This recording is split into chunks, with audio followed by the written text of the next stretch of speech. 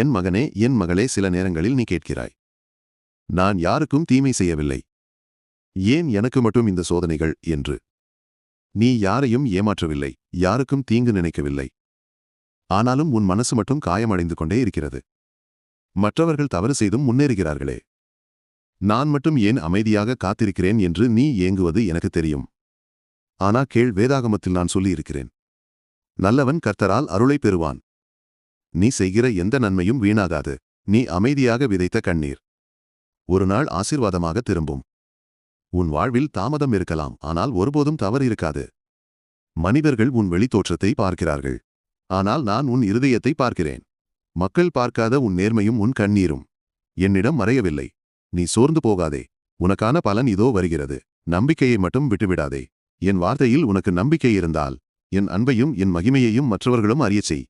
என்ற செய்தி உன்னை தொட்டிருந்தால் இப்போதே ஆமென் என்று கமெண்ட் செய். இதேபோல் இன்னும் பல தளர்ந்த இதயங்களுக்கு இந்த நம்பிக்கை போய்ச் சேர இந்த வீடியோவை ஒரு லைக் மற்றும் ஷேர் செய். உன் ஒரு ஷேர் மூலம் இன்னும் 100 பேர் இந்த ஆறுதலை பெறலாம். நிச்சயமாக நான் உன்னோடு இருக்கிறேன்.